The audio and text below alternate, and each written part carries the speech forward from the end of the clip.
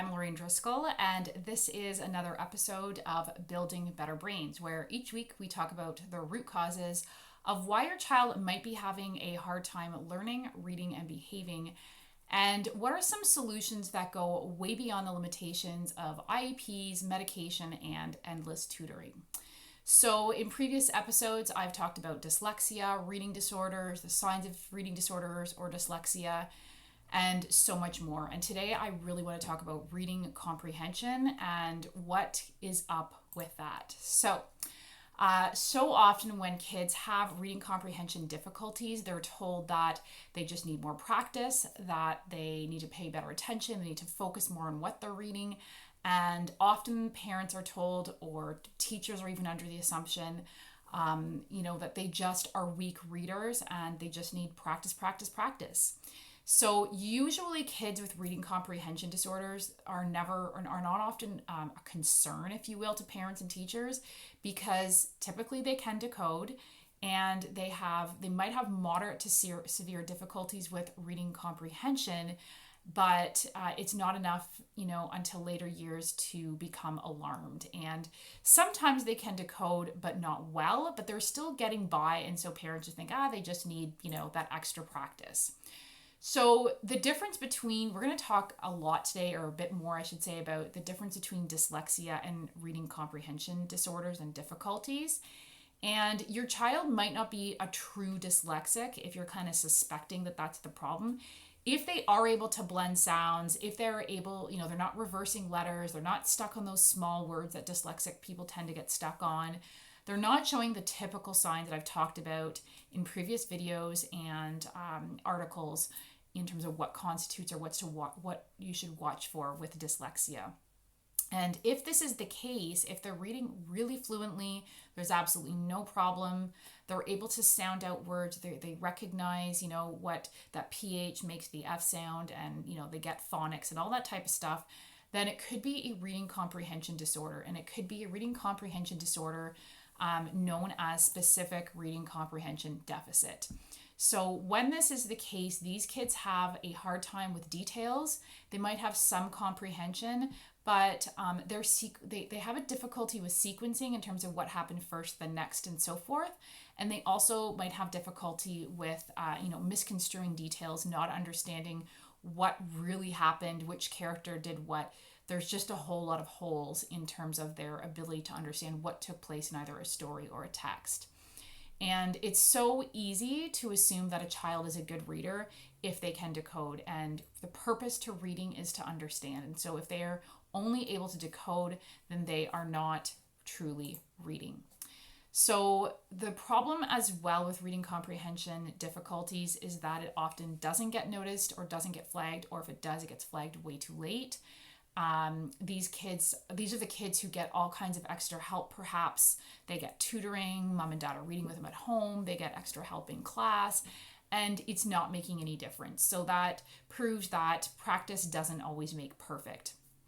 And as I've mentioned in previous videos, by grade 4, kids are now no longer learning to read, they are reading to learn. And so this is where the marks might start to dip, or there might start to be some really obvious indications that they're just not quite catching on, but they might not be all out failing, because they probably, like most kids who have reading comprehension difficulties, are getting some of it.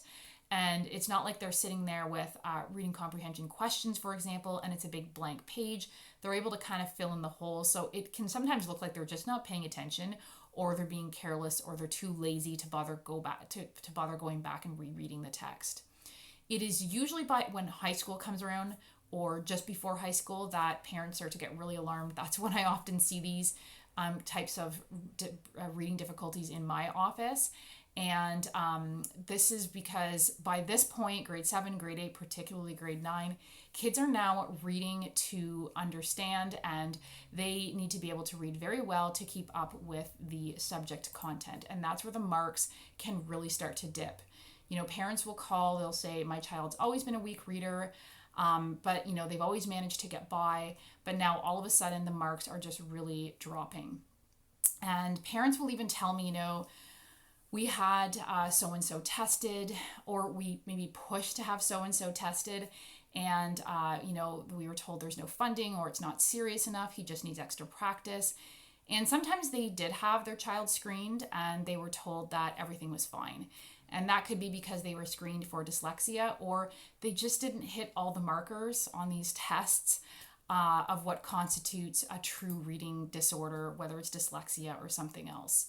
So 10% of people have this disorder, so it's pretty common. It's I think it's responsible for a lot of the adults that you see who hate reading, who can't understand why other people want to read, because to them it is such a laborious affair. And so obviously it's going to affect self-esteem. It's going to affect somebody's experience of schooling and reading and everything kind of related to that. So you might be wondering, how is a specific reading comprehension deficit different from dyslexia? So let's kind of dive into that a little bit. So first of all, people who had this particular disorder tended to score lower for spatial memory and planning than dyslexics. However, they performed at a normal level for word recognition, which is where dyslexics tend to do quite well. Not well at all. So that's because there's that whole phonemic awareness and blending sounds and so forth together that dyslexics struggle with. So a 5-year study found, or allowed researchers, if you will, to prove or identify proof of the neurology behind this disorder. And what they found is that, first of all, if you remember from previous videos, dyslexia, the big marker is that they have weaknesses in the occipital temporal lobe of the brain. And what they found is that people with specific reading comprehension deficit had weak connections and low brain activity in the area linked to memory. So obviously, if your memory is not very strong, then you're going to have a hard time. Even if you can decode, you're going to have a hard time retaining the events or what actually took place in the text that you just read.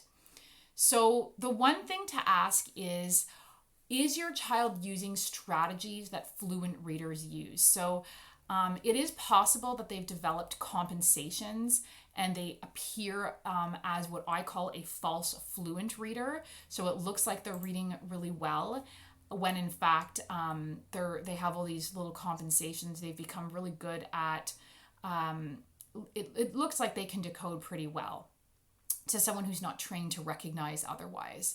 So what can go wrong? First of all, fluent readers read from the left side of the brain where the language center is. As I've mentioned before, dyslexics tend to read from the right side of the brain. It could be dyslexia, okay? So they could have, a child could have reading comprehension difficulties, even though, they can decode. They're not decoding very well, and it could be that they're actually reading from the right side of the brain, and so it's so laborious and they're using all of their mental energy, so to speak, to decode, that they can't possibly use any more brain power to comprehend the text. So basically what's happening is they're using their working memory to decode, making it unavailable for actual comprehension. So if you think that dyslexia is not present, or if we know that dyslexia is not present, if it actually is a true case of specific reading comprehension deficit, then the problem is that the memory center is lacking sufficient connections, which is going to result in comprehension difficulties. And extra practice, extra tutoring, hours and hours of reading and reading is not going to help until you strengthen those weak connections. So the key is, first of all, strengthen the weak areas in the brain that are responsible for memory, attention, sequencing, and all that type of stuff that's necessary for reading success. And then the second step is to reinforce new connections and exercises that help to automatize the processes like memory and sequencing and all that type of stuff.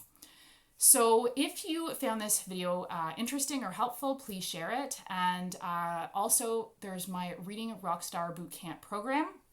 And if you are interested in that, hop onto my website to get all the details. And if you would like to set up a free 20-minute discovery call, give me a call, message me, or email me. Thanks for listening.